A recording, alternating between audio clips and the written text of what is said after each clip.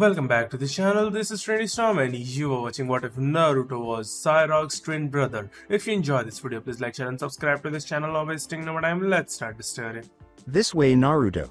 Hey, wait up, Oni, Sama. Two young boys were laughing and smiling as they ran through the halls of the Biel family mansion, one of many the family owned. Leading the charge was a boy with lightly tanned skin and violet eyes. His hair was spiky and black while he wore a black shirt with the Biel crest on the back. Following behind him was his younger brother who had the same skin tone as him but with bright blue eyes and a bright shade of blonde hair, almost as if the very sunlight shined from it, wearing a shirt that was a literal monochrome color. Swap of his brothers. Though the two were twins, they had one day asked their mother which was born first and she had told them that technically Naruto was born only minutes after his brother, which led to the boy calling him Oni. Sama. Not that Sairaorg minded, as the two were practically inseparable like most would expect of 5-year-old twins, though Sairaorg did tend to take the lead most of the time. The two ran out of the back door to their family's large garden as a few of the servants smiled at the sight. The twins always enjoyed playing outside in the garden and were likely to be found there whenever food wasn't being served. Without pausing, Sairaorg released his wings and flew up to one of the treetops and sat down on a branch above Naruto while teasingly pulling an eyelid down. No fair. I can't fly that good yet. Naruto pouted down below as Sairaorg grinned and stayed up above him. Their mother had only just gotten them started on flying, as it was a basic power all devils had through their wings, usually kept hidden within the body. True to what Naruto had said, he couldn't fly very well yet, while Sairaorg on the other hand got the hang of it rather quickly. The blonde crossed his arms and growled before kicking the base of the tree lightly in his anger. Come on, Naruto. Just use your wings, you gotta learn to fly anyways. His brother called out, but Naruto just feed and turned away, making Sairaorg roll his eyes. Naruto was always the more dramatic of the two of them and liked to make a large fuss over usually small problems. Seeing an apple hanging from a branch next to him, Sairaorg grinned and plucked it before tossing it at Naruto's head. The younger twin let out an "ow" and rubbed his head as he turned around and glared up at the grinning Sairaorg. What's wrong, little brother? Why don't you come up here and get me? Sairaorg teased as Naruto growled and picked up the fruit he had just been hit with. You're gonna pay for that. No, I won't. Yes, you will. Nope. Yes, you will. No, I won't. Yes, you will. No, I won't. Yes, you will. Naruto shouted as the two went back and forth for a short while before Naruto stopped and growled, while Sairaorg took the opportunity to pluck another apple and throw it at Naruto. The blonde covered his head and ducked, popping back up to laugh at his brother's miss before he was hit in the head by another the dark-haired Biel had thrown. Sairaorg's laughter echoed out through the garden as Naruto again growled and his temper snapped. That's it. Take this, he shouted as he threw the apple he held back at his brother. However, something strange happened when he did. Instead of the apple flying up to hit his brother, both saw the apple get consumed by black energy with a red outline as the energy instead raced at Sairaorg. The slightly older twin was shocked and fell back off the branch only a moment before the energy hit where he had just been and vaporized the leaves and branches above him. Falling down on his back, Sairaorg let out a gasp of breath and slight pain as Naruto rushed over to him. Itai. That hurt, he muttered as Naruto knelt next to him and helped him sit up. You okay, Oni? Sama. Yeah, I'm good, Naruto, he replied before both looked up at the missing part of the tree and then down at Naruto's hands as the boy held them out in awe at what he'd done. How did you do that though? He asked as Naruto stood up, Sairaorg right after him. I don't know, he muttered before taking a step back and turning to the tree again. With another shout he punched again, hoping to get the same result, but nothing happened. Both were confused, but growling lightly, Naruto tried again. And again, and again, and again, and again. After around 20 tries, Naruto let out a yell of frustration and walked over to another tree where his brother had sat down to watch while munching on one of the apples he had thrown at Naruto earlier. I don't get it. Why did it happen that one time but now I can't do it? He asked as Sairaorg shrugged and offered him an apple. The blonde sighed and took it as he sat down next to his brother, and the two snacked in silence for a bit as they thought. Maybe. Sairaorg began as he thought out loud, maybe you've gotta be throwing something to make it happen? I mean, it happened when you tried to throw the apple at me, he suggested as Naruto looked at the slightly eaten apple in his hand and shrugged. Getting back up, the blonde took a few steps away and threw the fruit at the tree again. However, nothing happened as it stayed a fruit and bounced weakly off the tree trunk. Sairaorg frowned at how it didn't work while Naruto growled and threw his hands out in annoyance. Why can't I get it to work again? He shouted as he punched again, angry at himself and the power for not working again. However, this time a small shot of the energy came out and stuck the tree, making a small hole in the side as the energy again vaporized that part of the plant. Both were shocked and looked down at Naruto's fist as he realized something. I was angry. First at you and then at the stupid power. He muttered, though Sairaorg caught it and nodded from behind him as he did notice that himself now that his brother pointed it out. Thinking on all the time wasted to figure it out and how it made him mad, Naruto tried punching again, wanting desperately for the power to activate again. And for once he wasn't disappointed as the power flew out in a slightly larger blast than his first and blew out half the tree trunk. Naruto shouted out his happiness at finally doing it on purpose as Sairaorg cheered him on. At least until both heard groaning and noticed the tree was swaying dangerously from missing half of its support. Let's get out of here. Right behind ya, Ka-chan. Two sets of voices called out, getting a woman with long black hair and violet eyes to glance up from the book she was reading in the study and face the young twins as they ran up to her, her face breaking into a smile at the sight of her sons. Though she looked only to be in her mid-to late 20s at best, she was actually over 100 years old, keeping herself looking young through a very common magic used by the normally vain devil race. Setting her book down, she wrapped both boys in a hug as soon as they were close enough and pulled them up onto the couch she was relaxing on, one on either side of her. With a smile she pulled them back lightly and looked from face to face as they grinned back up at her. Let it be known that Miss La Biel adored her children. What is it, you two? Did something happen? She asked as they both nodded. We were running around and playing in the garden outside, Naruto started as Sairaorg nodded along. When Sama flew up a tree and started teasing me. He even threw apples at me. Here he paused to give his brother a slight glare as Miss La shook her head in both amusement and slight annoyance at Sairaorg teasing Naruto. Before she could reprimand him, though, the other son spoke up. Yeah, but then Naruto threw an apple back at me, but it turned into this really cool black energy and destroyed part of the tree. Like it totally vanished and stuff. He cut in, getting Miss La to be shocked at what he said. She turned to Naruto to see him nodding and motioned for them to continue. She knew neither of them were hurt because if they were, then not only would they be showing it, but she'd likely have already heard about it from a servant by now. I fell out of the tree and it kinda hurt, but I'm okay. Anyways, we tried getting Naruto to use the power again and it took a while, but then we figured it out and now he can do it, and he blew up a whole tree. I just made it fall over, same thing. No, it's not. Yes, it is. It's not. Yes, it is. Boys. Not in my ears, please. Miss La shouted as they started arguing right next to her. Both muttered an apology before she turned to Naruto. Naruto-chan, would you mind showing me this power you used? She asked as he pouted for a moment. I'm not in trouble, am I? He asked as she shook her head. No, sweetie. I just need to see the power so I know what it is. She reassured him as he nodded and got up. The boy gained a look of focus for a second before punching towards the wall as a blast of energy came out and made a crater in the solid stone. Miss La's eyes went wide before she smiled as she knew exactly what Naruto had discovered. So what is it, Ka-chan? Sairaorg asked from next to her as Naruto stood in front of her. That Sairaorg-chan is the power of destruction, the power of the Biel clan. She told them as she raised a hand and ruffled Naruto's blonde hair. Your father will be very happy to learn you've activated it, Naruto-chan. And as for you, Sairaorg, we can start getting you to bring it out so that you can do it too. Really? He asked as even Naruto looked happy to know that his father would be proud and that his brother would learn it. Miss La just smiled at them both. How about we get started now then? Yeah. Both shouted as she got up to lead them back outside and help Sairaorg learn how to draw it out while giving Naruto some pointers about it. While she didn't have the power due to marrying into the Biel and not being born one, she knew enough about it from her husband to do this much. Idly she found it surprising that Naruto activated it so young and that Sairaorg hadn't yet, but figured he would after some help. After all, if one could do it, then why couldn't the twin? So Naruto activated his power of destruction today, did he? The lord of the Biel clan asked as he and his wife were alone in their room getting ready for bed. Miss La nodded with a small smile as she thought of how happy Naruto seemed and how he was enjoying the teaching to use his new found ability. Yes, though Sairaorg-chan hasn't. After they came to me and told me what Naruto-chan did, I took them outside to help them with it.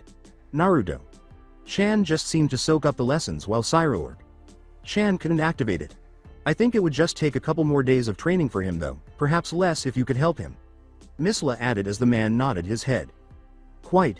Perhaps all he needs is a father's firm hand to give him the boost he needs to unlock the power. I will work with them both after breakfast to see how Naruto fares and help Sairaorg awaken it.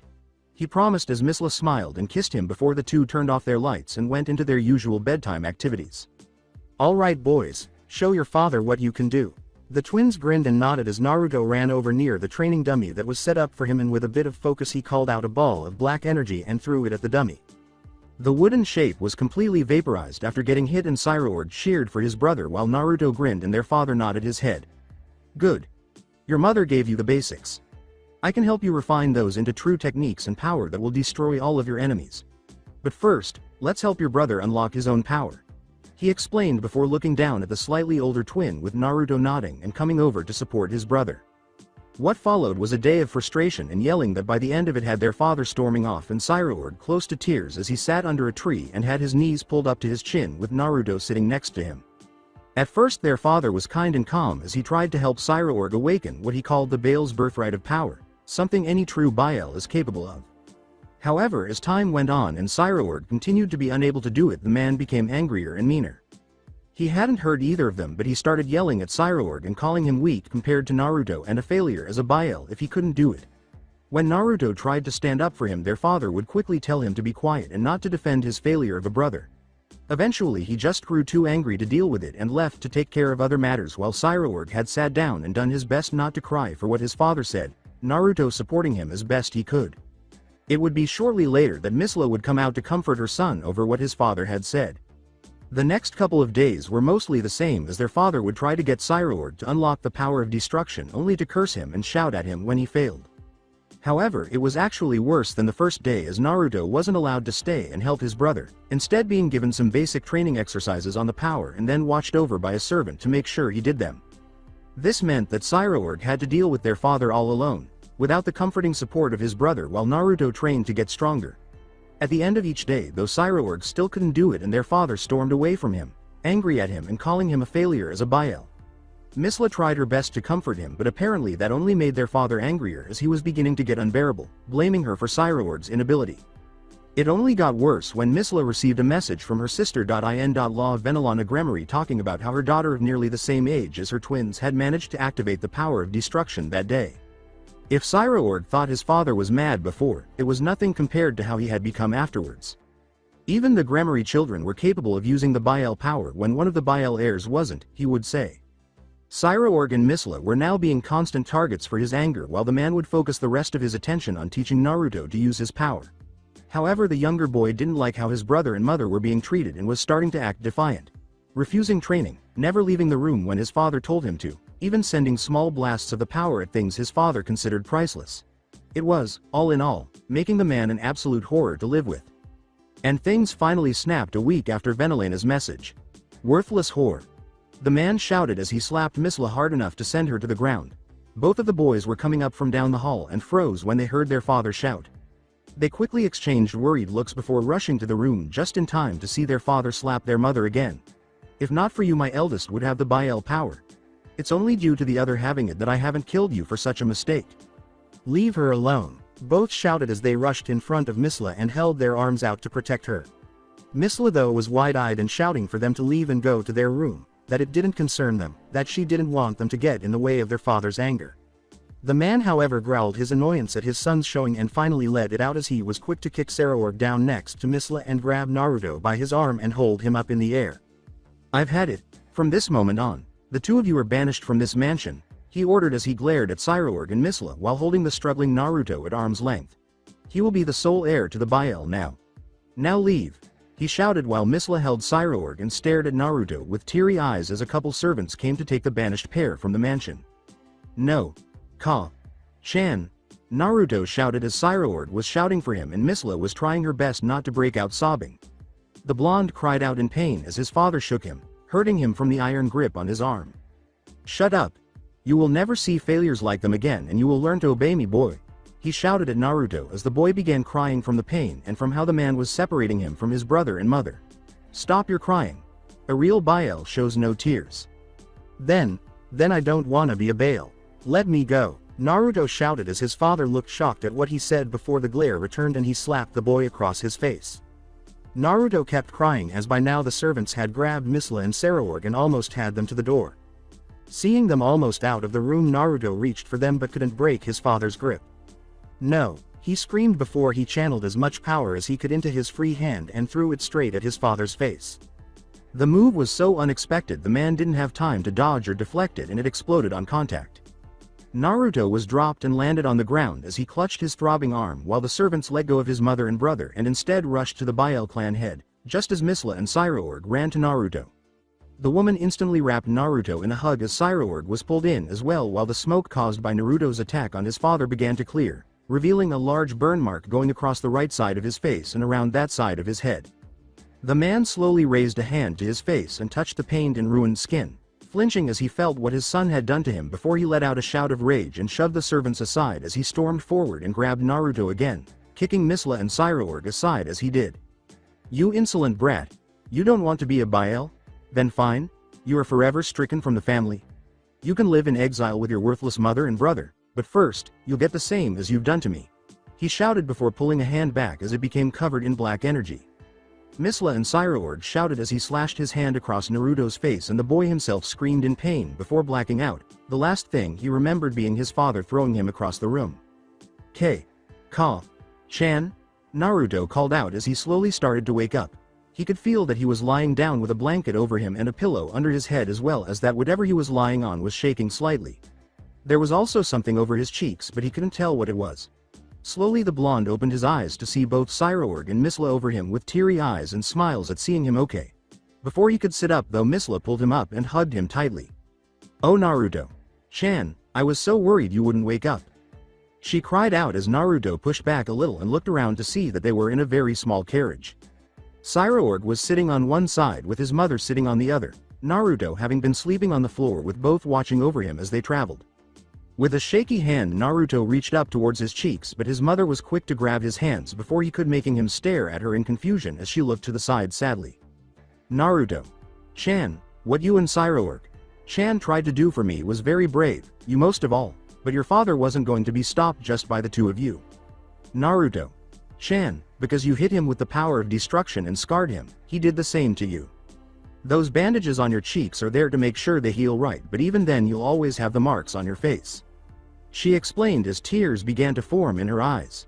"I'm so sorry all of this had to happen to the two of you.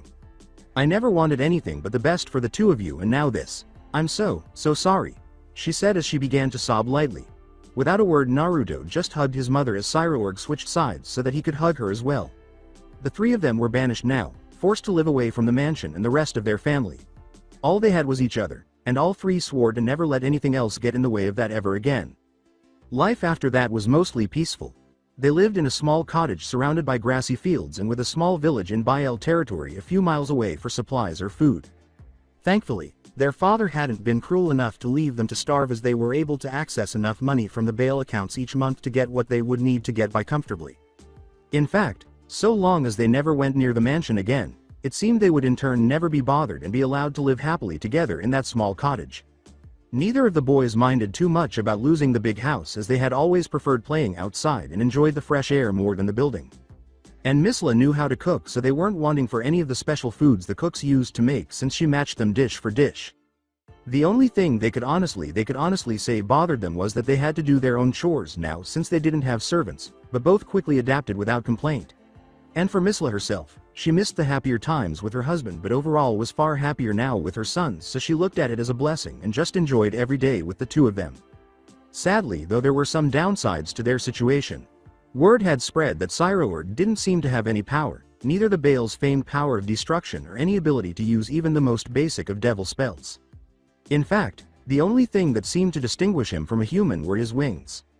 As such, many of the local kids would try picking on him, only for Naruto to come in and scare them off with his own power. As for Naruto himself, once the bandages were removed they saw that he had 3 scars across each cheek, almost like whiskers but slightly thicker. This made some of the kids try to mock him for his injury just as they mocked Sairaorg for his lack of power. It left both the boys feeling horrible most of the time because of it. Sairaorg seemed to lack any confidence while Naruto always wanted to hide his face and both wanted to stay away from the village. Their mother though gave them some advice and a push to keep their spirits up. "Naruto-chan, those scars don't look bad and besides, you should be proud. You got them from defending your brother and if they try to mock them then you tell them that and stand with pride. You're our hero Naruto-chan so don't hide them but show them off," "They're your medals of honor for protecting us," she would tell him before switching to Sairaorg. Sairaorg. "Chan, you shouldn't worry about not having any kind of special power. There are plenty of ways to be strong. Look at the humans as an example. Very few can use special powers like magic or the rare sacred gears, and yet just as many become strong by other means. If they can do it, then why can't a devil like you? You just give it your best, and one day I promise you can be the strongest in the underworld." Both took their mother's advice to heart as Naruto stopped feeling ashamed of his scars and instead stood proud of what they meant, while Sairaorg began to train as hard as he could. Taking their mother's example about humans seriously, Sairaorg began to learn martial arts of various styles from whatever teachers their mother could get them. While the number was only 2, both boys did their best to learn everything they could teach. But where Sairaorg focused exclusively on training his body up, Naruto had the power of destruction to work with as well. As such, he didn't push his physical training as hard as his brother and would sometimes be found instead working on the power he was born with to better control and strengthen it as well. In fact, after seeing a few movies and cartoons where characters used their power in combination with martial arts, Naruto decided to do the same and began practicing using his power in tandem with his punches and kicks. And both boys quickly became stronger for it. Soon enough, Sairaorg was able to fight off his tormentors without Naruto's help, while Naruto had refined his control of the power to the point he didn't need to focus too hard to call it out.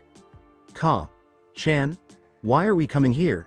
Naruto asked as the three of them were riding in a carriage towards a large mansion. Misla only told her sons that she wanted to visit someone and was bringing them along, but hadn't said much beyond that, making them curious as to who they were visiting. Obviously it wasn't someone from the Biel clan, otherwise they'd have been turned away by now. "Just be patient, Naruto.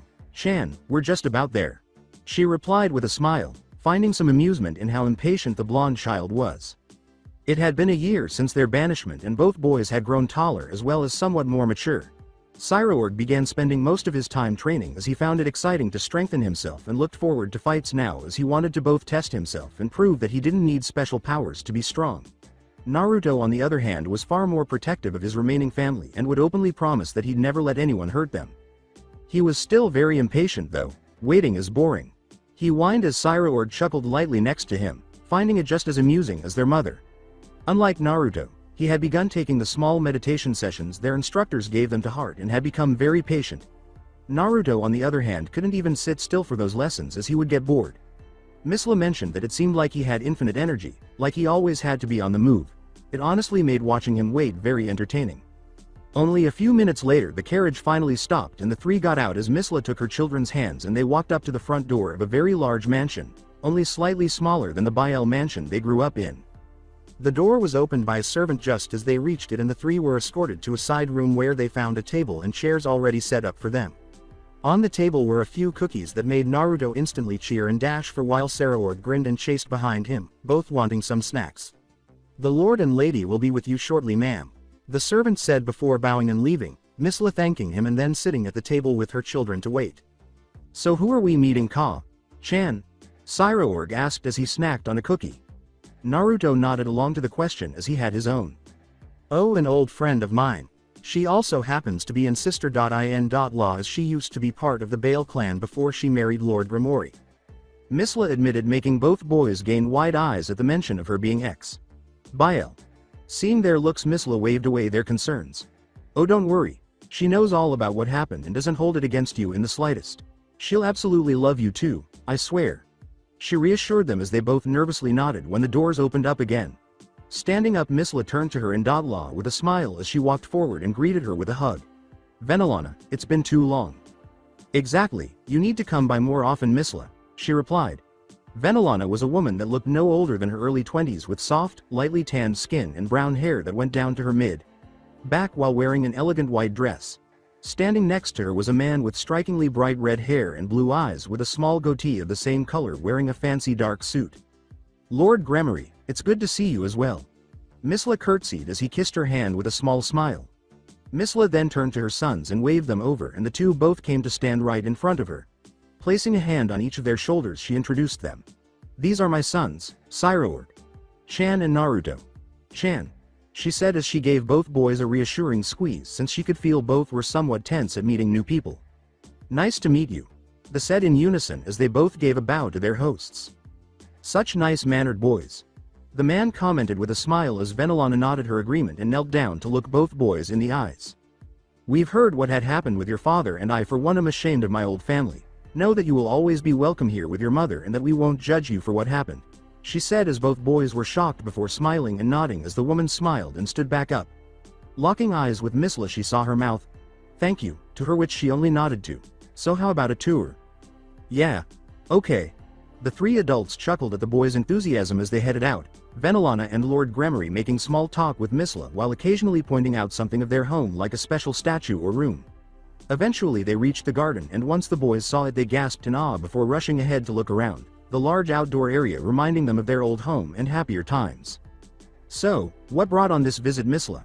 Not that we don't like the company, it's just unexpected," Venelana asked as the three sat down at a table while the boys ran around the garden.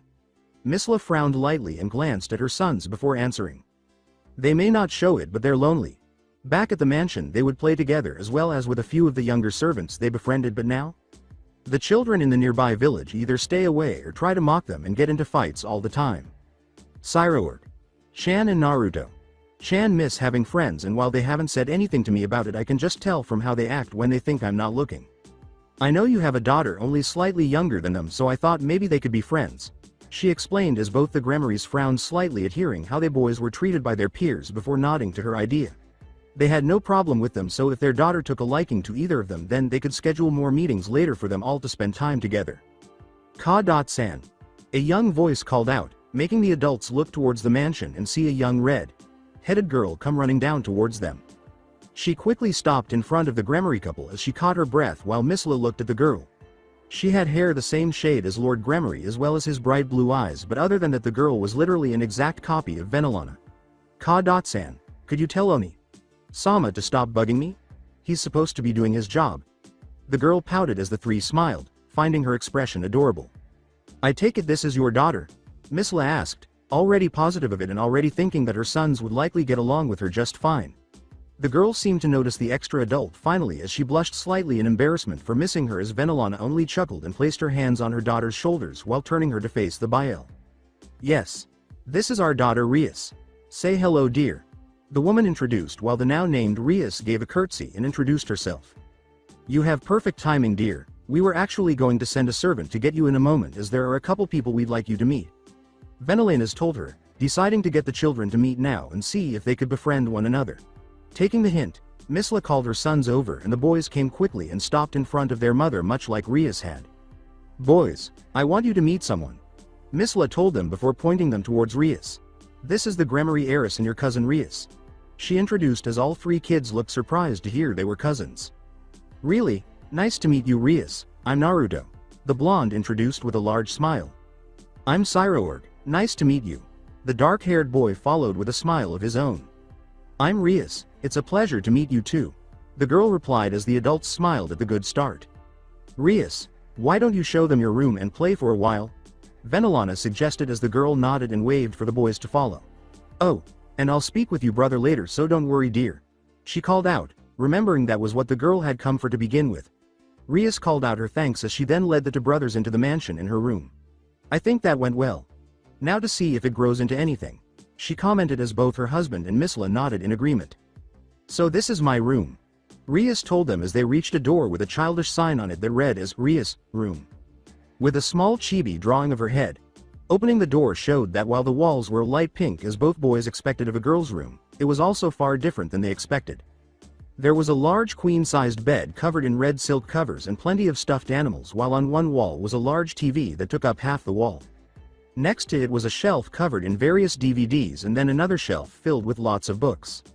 On the other side of the room was a dresser with a large mirror on it and a brush, as well as a few pictures of what they saw was her with her parents and a young man with red hair and blue eyes that they assumed was the brother they had heard mention of.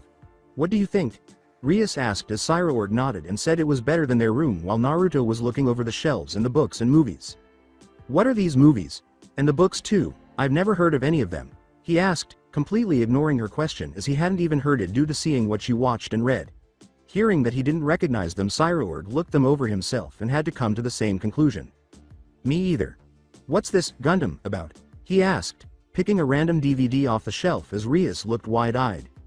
"You mean you two don't know what anime or manga are?" she asked as both boys glanced at her and in unison shook their heads. "Then we've got to fix that right now," Sit down, we're going to watch a few. She told them before grabbing the first DVD to the Gundam series, since that was the one Sairaorg had first pointed out. Both boys just shrugged but sat down in front of the TV as she had said while she put the series on. Hours later, when their parents would come to see them, they'd find all three laughing together as they watched the show. I've never lied to my boys and I truly believe in them. They're everything to me and I only want what's best for them. Even at a cost of myself. So long as they can enjoy life, then I'll be happy. Miss Labiel. Are you sure you want to do this?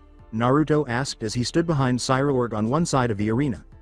The slightly younger twin was now 12, just like his brother, and was like usual wearing an outfit that was similar in design but nearly the opposite in color.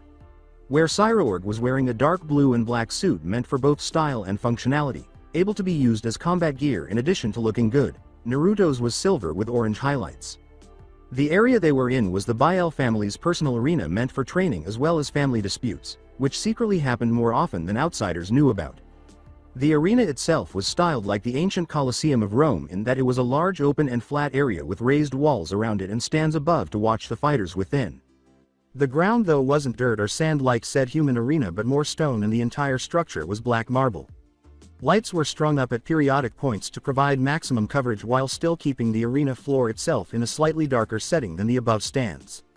Both Naruto and Sairaorg were standing on one side waiting for the match to begin as they watched their old family members take seats above to see the fight between Sairaorg and the new heir, their father's son with his favorite concubine.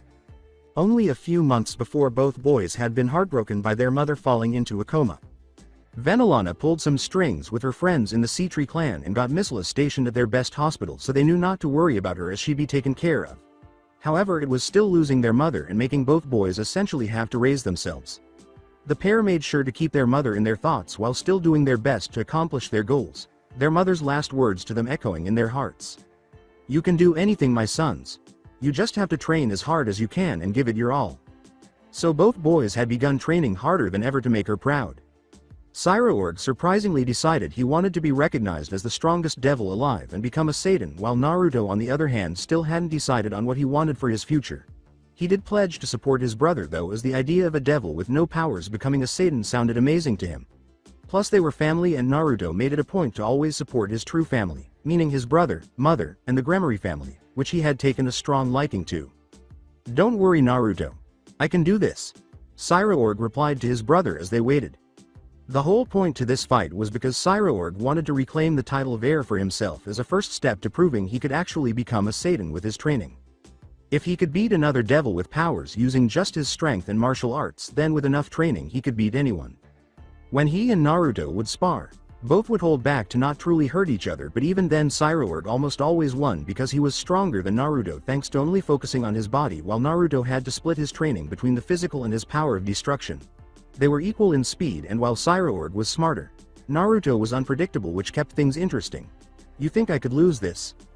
"That's not it, Ni Sama," Naruto replied, having switched from Oni to the less childish Ni shortly after their mother had fallen into her coma.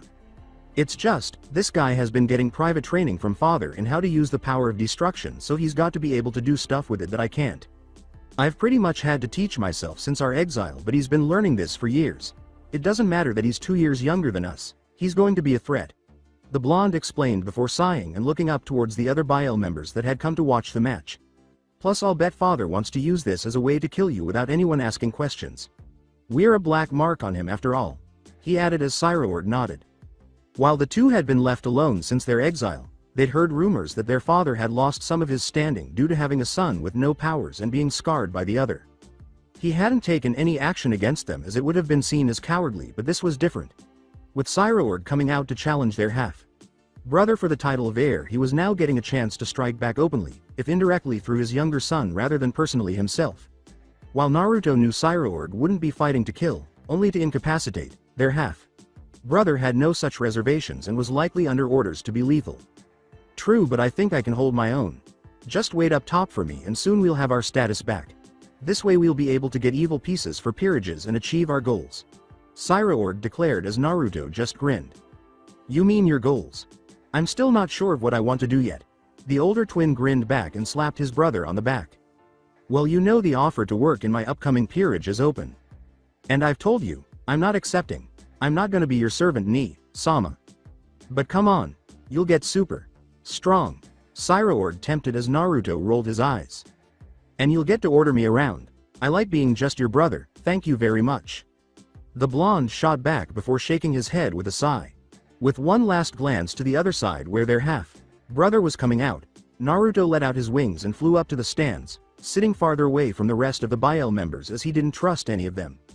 As he sat down, a lightly glowing barrier sprang up to keep the fighters locked into the arena and prevent any stray attacks from striking anyone in the stands. Good luck, Sama. Naruto called out as Sairaorg nodded and turned his focus onto his opponent. Their half-brother looked much like their father and dressed in very fine clothes that made both twins roll their eyes lightly. The stuffy suit looked more like he'd be heading to a ball and not like he was about to fight. Either he and their father were very confident in Sairaorg's loss or they had no idea what a real fight was like. Knowing their father's strength, the former was more likely. Ready? This match will determine the BIL family heir. Lethal moves are allowed and the verdict will last until a new challenge is made. So I repeat, are you both ready? Their father asked as he stepped forward from above in the stands, wearing very fine robes and looking down on both of his children with a blank look. Naruto silently noticed that the scar he had given him was gone and wondered if it was actually gone or just hidden through magic. The twins also didn't miss how he had confirmed Naruto's suspicions that their father wanted Sairaorg dead by allowing lethal moves. I'm ready. Their half-brother called with a smirk while Sairaorg simply slipped into his fighting stance. I'm ready to take back what's mine. Most of the BIL family above scoffed, but Naruto narrowed his eyes as he focused on the upcoming match. It would decide both of their futures. Then begin. Congratulations, Sairaorg. Rias cheered as the twins finished telling her what had happened the previous week. It had been a tough fight, but Sairaorg had prevailed and won, reclaiming the title of heir for himself. His first act as heir had been to make sure he and Naruto were welcome in the family again before demanding that they be allowed to get the evil piece set that was their right by birth.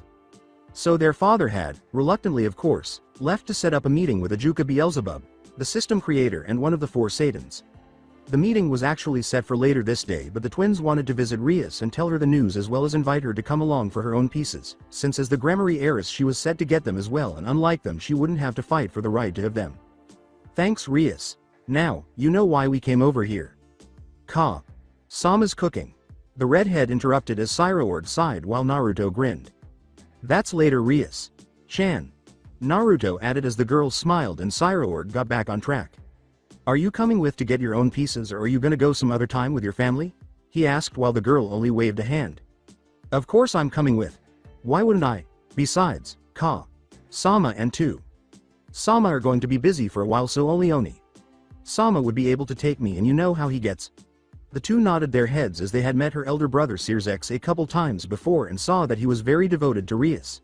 It wouldn't be a bad thing if he didn't take it to extremely uncomfortable levels that surpassed caring and went straight into creepy. And to think he's a Satan, having the title of Lucifer. Well then let's go, Rias-chan. Our ride is waiting outside and we want our pieces by tonight. The blonde joked as Rias stuck her tongue out and Sairaorg chuckled. Together the three left and got into the carriage the BIL family had provided to take them to the home of Beelzebub, Rias having a servant notify her parents of her departure. As they rode, the three talked about what they were thinking of doing with their peerage once they made them. It's also when the two boys learned about raiding games, as while they knew about the evil pieces and peerage system, they hadn't known about the games since they were usually too busy training to have paid much attention to them. I can't believe you two are really going to get your pieces without knowing what a raiding game is, Rias said as she ran a hand down her face. Well, we've heard the term before a couple times, but we never bothered trying to learn about them since we wanted to train ourselves to be stronger. Sairaorg defended lightly as Naruto pouted. Yeah, plus the one time I asked Chan about them, she said we didn't have to worry about it until we got our own peerages. She said don't worry, so we just dropped it and moved on. The blonde explained while Rias sighed over, dramatically with a smile. Then I guess it's up to a cultured lady like myself to educate you two barbarians about the noble sport. Cultured? Since when does being an otaku count as cultured? Shish. Shut up. You watch just as much as me, and who got me hooked on the stuff? So raiding games? Sairaorg cut in to get the conversation back on topic. Right. Raiding games are contests of strength between two peerages.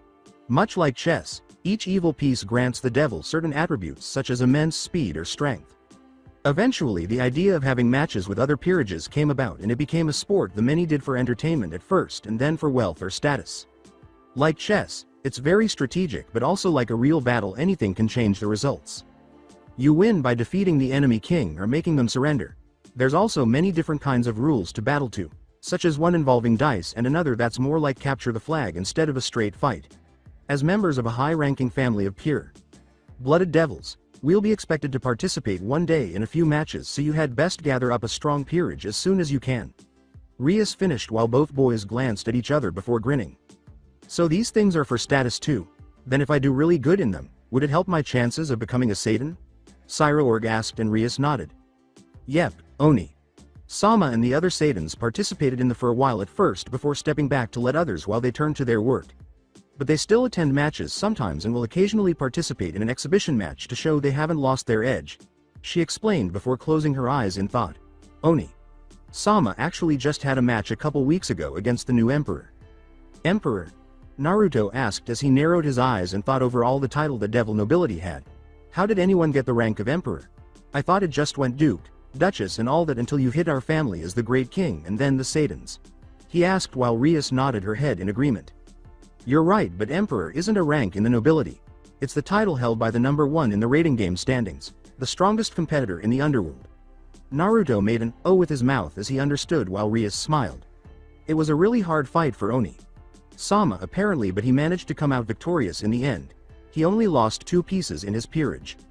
Wait, are these fights to the death? Sairaorg cut in as the idea of a rating game suddenly didn't seem so fun anymore. No, when someone surrenders or if they get knocked out, then they're teleported out of the arena and removed from the game. Deaths are possible but very, very, very rare. Hardly anyone would compete if they were lethal, she answered as she shook her head. Okay. So who's this emperor guy? Naruto asked while Rias put a finger to her chin as she tried to remember the man's name. I believe his name is Dai. Something. Dai. Dehauser. His name is Dehauser. Belial. Dehauser Belial, head of the Belial family. So you are Naruto Biel. Nice to meet you. After arriving at the mansion that the Beelzebub was currently staying at, the 3 young devils were ushered into a waiting room and then told that they would see the Satan one at a time to receive their evil pieces. They were also warned that they would be quizzed before receiving them, as it helped Ajuka decide how he tuned the pieces to each particular devil. Rias and Naruto both told Sairaorg to go first since he had to win a difficult fight to get them, while Rias and Naruto had simply played a game of rock, paper, scissors to decide who went next. Naruto had lost, so he had to wait and be the last of the 3 to get their pieces. What both Rias and Naruto found surprising is that Sairaorg didn't come back into the waiting room before Rias was called. In fact, they were told he was brought to a separate waiting room to wait for them to finish. It's an honor to meet you, Beelzebub. Sama. The blonde said with a bow to the elder devil. Ajuka Beelzebub was a taller devil with light brown hair and gray eyes, while he wore small glasses on his face and a white lab coat over a black and red suit. Naruto knew the coat was because Ajuka was known as the greatest inventor that the underworld had ever seen. Almost every technological advancement that devils had in the last century was because of his work. Now, you already know I've seen your brother and the Gremory heiress, so you're all that's left. I only have a couple questions for you and then I'll make your pieces for you. At times the questions may seem strange or unrelated, but trust me, as they are all important to my calculations, so answer honestly if you want the best pieces for you. Understand? He asked as Naruto took a seat across from him and nodded. Good. Then first question. What followed were 10 minutes of Ajuka asked Naruto everything from how he felt about his life to his favorite food and shoe size. By the end of it, the blonde was thoroughly confused to how a few of them could matter while others made sense right away. All right, how do you see your peerage? That is to say, how will you treat them once they've joined you? Servants? Slaves? Friends? Family? How will the peerage of Naruto Biel be viewed? Family. Naruto answered without hesitation before looking down slightly and continuing. As you know from an earlier question and probably from asking Ni, Sama as well, the Biel family doesn't really like us too much. Ni. Sama doesn't have the family's signature power of destruction, and I freely admit I've attacked our own father just because he was hurting Chan and him. I'll freely admit right now that other than Sama and Ni, Sama, I don't care about the rest of the Biel family, and I'm even ashamed to be a part of it really.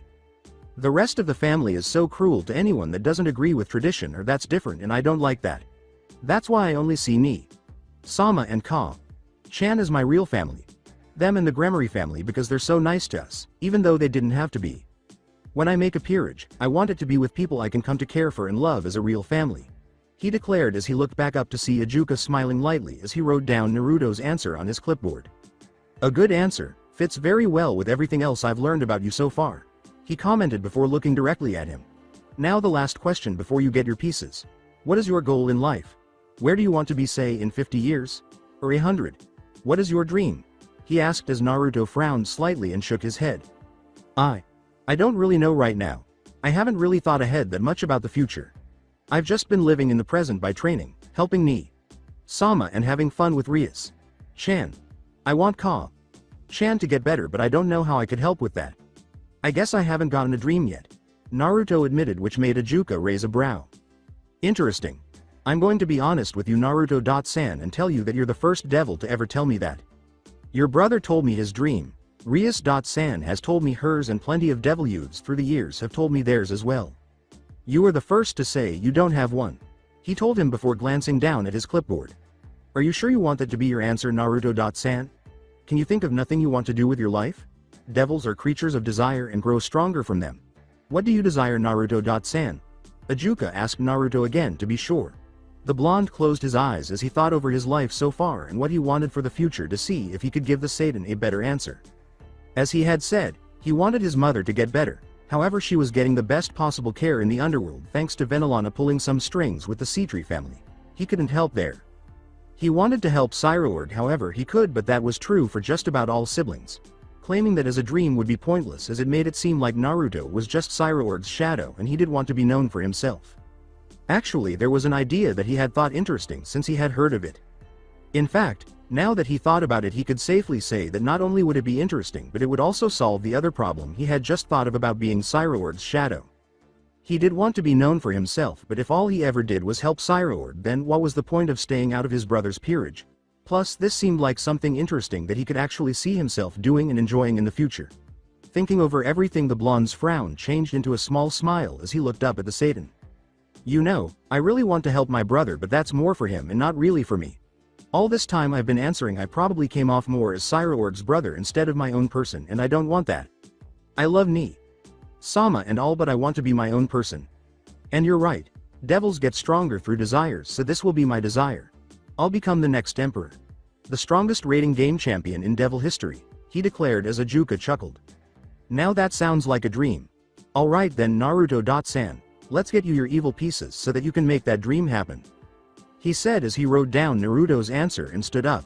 The blonde quickly followed as Ajuka told him to come with him to another room where his pieces would be made. Inside, Naruto was stunned to see a large machine taking up one entire wall of the room and saw Ajuka head over to one side and begin putting in his answers while gesturing for him to stand at the other end. Once Ajuka finished with the inputs, he walked over and opened up a single panel that held a complete chess set inside. This set here will become your evil piece set once I turn the machine on. All it needs to finish it is for you to drop a bit of blood on each piece and then channel your power into them first, he explained. Got it. Naruto said as he bit his thumb and smeared a tiny amount of blood over each piece. Ajuka then directed his hand to a small slot under the pieces that would ensure his power was channeled to all of them at once, so the blonde stuck his hand inside and flared his power. Ajuka smiled and closed the panel as he took his hand out before hitting a single button as the machine roared to life. The panel glowed a dark purple, almost the same color as his power of destruction, before fading, which made Naruto narrow his eyes in thought. It was only a couple minutes after that the machine started to calm down and then stop entirely, a little green light turning on to let them know it was finished. Well then, here are your evil pieces, Naruto-san, Ajuka said as he reopened the panel to find that the previously white chess set had become a glowing blood red. Naruto grinned as Ajuka pulled the set out and looked them each over for any faults before handing them to the blonde. Everything is in order here. You even managed to get a mutation piece. A what? Naruto asked as Ajuka smiled and grabbed one of his knight pieces. Naruto noticed that while it looked like a standard knight piece at first glance, close up he noticed that it was slightly different. The normal horse head was shaped differently in that the ears of the piece stood sharply straight up and it looked as if the horse had fangs. A mutation piece is a strange abnormality compared to the regular piece of that type. This piece, while still counting as your knight, will now grant an additional boost in strength compared to a standard knight while possibly unlocking some other power in the host. It will also let you reincarnate a stronger person for the same cost as a weaker one. For example, someone that might normally take around 7 pawns could be claimed with only 1 mutation piece.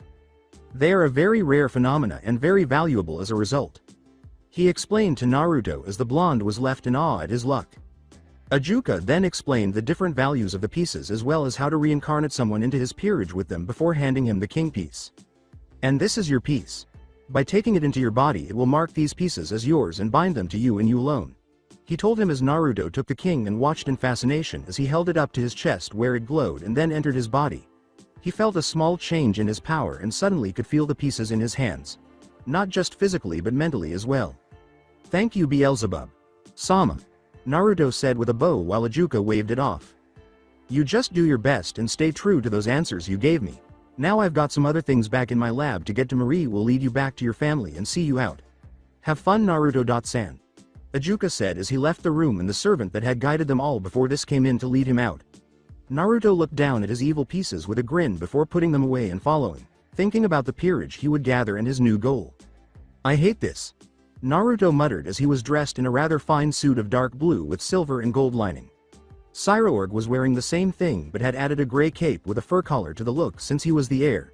While he didn't say anything, Sairaorg did nod as he agreed with his brother.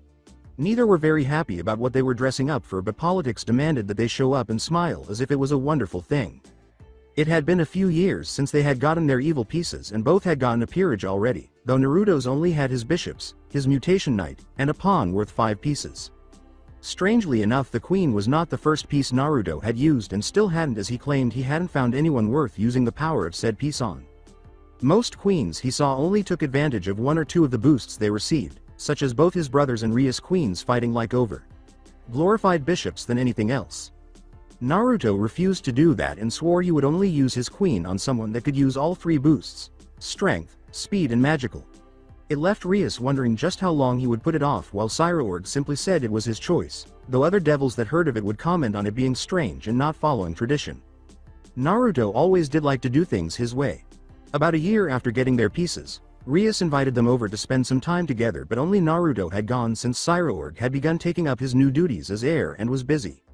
What followed was really Rias just wanting a friend to vent on, since she had recently learned she was going to be marrying Riser Phoenix.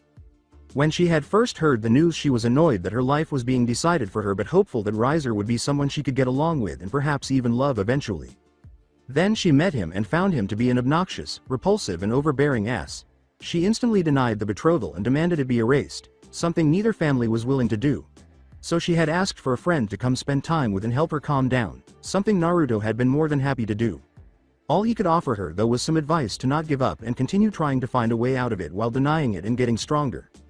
Years had passed and eventually Rias and her queen, a girl her age named Akeno Hamejima, decided to enroll in a human school for both education and to scout out possible humans for her peerage.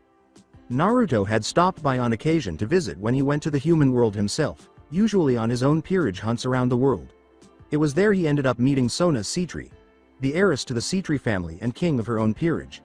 She also happened to be one of Rias' closest friends and rivals, which made Naruto silently marvel at how they hadn't met before, considering how much he and Sairaorg had visited the Gremory family over the years. But now things had come to an end. Rias had resorted to her final chance at getting out of her betrothal to Riser and challenged him to a ratings game over it. If she won, then there was no marriage and neither family would have any reason to argue over it. If she lost, then she'd stop fighting and marry him then and there. Sadly, she lost. It was partially to be expected, as Riser had participated in a few real ratings games already and only lost a couple times, and only because he surrendered to gather favor with his opponent and their family. Rias, however, had no experience and still didn't have a complete peerage to go up against Riser. Add in the trademark regeneration of the Phoenix family and she lost. Everyone that knew about it would admit she put up a great fight and tremendous effort, even Riser himself, but the fight had been nearly doomed from the start, and it became obvious after the first 10 minutes of actual combat. And so, as she agreed, Rias stopped fighting and pledged to marry Riser. The man's family had been pleased and decided to throw an engagement party, both to celebrate their pending union as well as to congratulate Riser on another victory. Being both high-class devils and close friends of Rias herself, both of the Biel twins had been invited to join the festivities. Seeing as they felt it was really a more somber event for their friend rather than a celebration, they decided not to bring their peerage members and only came themselves. Just bear with it, Naruto. We can't do anything to change it. Believe me, I've tried. Sairaorg admitted as they walked into the ballroom the party was being held in. This was set up as soon as Venelana Sama learned she was pregnant with a girl, and there was no way to change it other than make myself the target for the marriage. Preferable by any stretch, but it would still mean choosing Rias Chan's future, which was the problem in the first place. Naruto commented as his brother nodded. Both twins loved Rias like a sister and would have been happy to do whatever they could to stop the marriage, but there really was nothing they could have done short of forcing her to marry one of them instead, and they knew she wouldn't have wanted that. Rias would have wanted them to be able to find their own partners instead of tying themselves to her just to get her away from Riser. She would have thanked them but lived feeling guilty forever afterwards. Both of them knew it, which was why they never did it. Now they were wishing they had. Hello Sairaorg.san. Naruto.san. A voice called out to their left. The pair turned to see Sona standing to the side holding a glass with her queen Tsubaki Shinra standing behind her. Sona was a young woman Rias' age with short black hair and violet eyes that were usually seen behind her circular, red-rimmed glasses. As befitting the event, she was in a deep purple silk gown with a light blue transparent scarf around her shoulders. Tsubaki had long black hair and light brown eyes with her own light blue rimmed glasses on her face, while she had on a black dress in the same style as her king. It's good to see the two of you again. If only under better circumstances, I suppose. Sona.san. Sairaorg admitted as he smiled and nodded a greeting to Tsubaki. Naruto, however, was not so composed. Sona-chan. Hey, how've you been? And hi Tsubaki.san. He added as he smiled widely at the girls. Tsubaki bowed lightly in reply to the two while Sona scoffed. Can nothing damper that irritating energy of yours, Naruto.san? I had thought you would be more angered by this party than any of us, considering how close you were to Rias. The girl reprimanded as Naruto instantly frowned. And I am, but what am I supposed to do about it? We couldn't find a way to free her from the marriage contract short of marrying her ourselves, and that wouldn't have made her happy. And now that she's fought and lost to Riser, there's no way out that we can use, period. Naruto shot back in a low voice.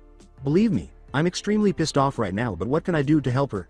Throwing a tantrum and beating Riser to a bloody pulp wouldn't solve anything. It'd just make things worse, and you know it. Sona frowned as she understood his point before looking over to where three of Rias' peerage members were standing quietly. My apologies, I didn't mean to anger you, Naruto.san. It's fine. I'm just trying to keep upbeat for Rias Chan's sake more than anything right now. She's going to need that, Naruto said as he followed Sona's eyes to see the trio by themselves. Correct me if I'm wrong here, but I thought Rias had a couple more peerage members than that. Naruto commented on as Sairaorg looked over at them and narrowed his eyes as he noticed the inconstancy as well. She does, Sona admitted before pausing to take a sip of her drink. You both know about her bishop that is currently locked away due to his uncontrollable powers. She started and both nodded, having met him once before. Well, she's also obtained another bishop and a pawn worth all 8 pieces. Really now? All 8? Sairaorg asked as his interest was getting grabbed by the news. Sairaorg enjoyed fighting strong opponents to test himself, but hadn't had anyone besides his brother and teachers stand up to him in a long time. A pawn worth the full set though sounded interesting. Yes, all 8. His name is Issei Hyodo and he's a second year at Ko Academy, well known for his rampant perversion and lust. The reason he's worth so many pieces is because of his sacred gear, Sona explained before pausing as both boys looked at her, silently asking just what sacred gear he had to be worth all of Rias' pawns. He holds the Longinus level boosted gear, the gauntlet with the spirit of the Red Dragon Emperor sealed within it. She told them, giving a small smirk at how both of their jaws dropped at the news. One of the heavenly dragons? She got someone that's strong for her peerage? Naruto gaped while Sairaorg shook his head and laughed lightly. She really does find some of the best ones, doesn't she? I wonder how good he is in a fight. He mused to himself while Tsubaki took that moment to cut in. Hyodo.san is not very strong at all actually. He currently is unable to fly or use even the most basic of devil spells. In fact, if not for his sacred gear, he wouldn't even be worth a single pawn. She explained and Sona nodded her agreement. I don't mean to belittle him, but Tsubaki is correct. Hyodo.san is rather weak and must rely entirely on his sacred gear to battle. He's unable to even do that, as well as his body can't handle too much before it begins to harm him. He has no form, no skill and no ability on his own. In fact, the only training he has ever done in his life was what Rias had her peerage do for the 10 days before the battle. Hyodo.san has potential but is currently nowhere near it and easily the weakest member of her peerage, she added as both boys frowned. Geez, that must suck. To have all that power but he can't even use it. How'd he do in the match with Riser? Naruto asked while both girls sighed as they recalled just what the pawn in question had done. He first battled against 3 of Riser's pawns and wasn't doing very well until he used some perverted technique he developed to strip them of their clothing. He then fled with Rias Rook while her queen destroyed the area they were in to take them and one of Riser's rooks out. After which he linked up with Rias Knight and together they managed to defeat more of Riser's peerage with a single attack as he used some kind of ability to transfer the boost his sacred gear gave him to another. He finally went and challenged Riser himself but was toyed with and beat to within an inch of his life before Rias surrendered. Sona told them as they both thought it over. It sounded like he had all of the heart but none of the strength to back it up, though Naruto had to keep himself from laughing at the part where he apparently stripped the pawns. That sounded hilarious. Thanks Sona. Chan, San. The twins said in unison as she nodded and excused herself to speak with other guests. Both of the boys walked around and greeted others as needed due to their status as well as saying hello to others they knew in the many guests. However, both couldn't help but frown when Riser finally came out and got everyone's attention just so he could show off Rias like a prize. Something they noticed is that many were clapping and smiling as if it was fine while a small few, notably themselves and those that knew Rias and cared about her personally, hadn't even bothered to hide their frowns. Welcome everyone, Riser started as he raised his hands and smiled. To my engagement party. This is Rias Gremory, the woman that shall be my wife. He called out, to more applause from most of the crowd. Sairaorg was frowning while Naruto himself was gritting his teeth and trying to keep himself in check. Now if there are any that have any objections to this, let them speak now. Naruto scoffed at this as Sairaorg shook his head, both knowing that there really wasn't any objections that would hold weight against the situation Rias was stuck in. Had they tried to object, they would have only been bringing more grief to Rias as they had no standing to argue with other than their own feelings. But feelings held no part in the politics between families. That was when everyone's attention was turned to the entrance as the doors were slammed open. Walking in was a teen with brown hair wearing a red shirt under what looked like a black school jacket. The main noticeable feature he had was the large red gauntlet on his left hand. His face was set in a glare and he locked on Riser the moment he noticed him. You can't have her. Buckow's virginity is mine, he shouted, much to Rias' embarrassment. Who the hell is that? Naruto muttered before Sona walked up behind them. That is Issei Hyodo, Rias' pawn and the current Securite. Sona told them, getting Naruto to gape in shock.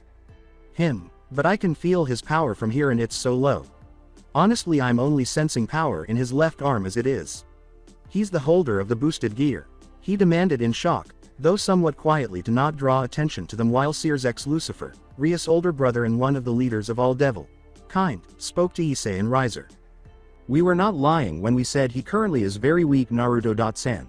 Sona reminded as Naruto nodded in disbelief. Sairaorg then nudged him to get his attention back onto the boy as he had apparently come to a decision with Seer's ex and Riser. It's decided then. An exhibition match for the entertainment of the guests. Securite, if you win I will grant any one request that is within my power. He promised as Issei nodded and glared at Riser, the man glaring right back. The two were led away while Seer's ex used his power to set up a private arena for the two to battle in before his wife and Queen Grafia teleported them both inside. What followed was a very surprising victory for the Securite as he immediately activated the balance breaker of his boosted gear, the boosted gear scale male, and fighting Riser equally. Even when the armor ran out he fought on, using tricks such as holy water to continue hurting the clearly superior opponent. Despite his overwhelming odds, everyone could see the heart he fought with and cheered at his victory.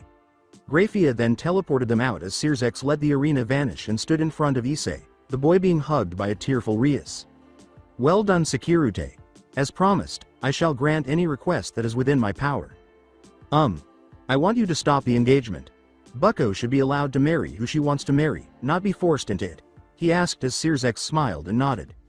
Then that's your prize, he declared, getting a couple older blonde devils to frown but before they could complain Seer's ex smiled apologetically. Perhaps our father was too hasty in trying to unite the Gremory and Phoenix family. We all knew from the very beginning Rias was opposed to it, but still it was attempted. I'll speak with Lord Phoenix and Lord Gremory about it later. For now, why don't you take your prize and head home Securite? The Lucifer said as he motioned to a griffin his wife had summoned. Issei smiled as he hopped on with Rias before Grafia had the great beast fly off. Meanwhile both Naruto and Sairaorg were sporting identical grins which Sona noticed. For someone with no power, that was pretty damn impressive. The blonde commented, his brother nodding in agreement. It also got Rias out of her engagement too. Gotta thank the guy if I see him. Then why not go visit? Sairaorg suggested, getting Naruto to widen his eyes before chuckling and nodding. I know you were going to head to the human world again soon to try and finish your peerage, so why not stop and visit Rias along the way? Sounds like a plan me, Sama. So that's it for today. I hope you guys enjoyed it. Don't forget to like, share and subscribe to the channel for more awesome stories like this. Thank you. See you all in my next video.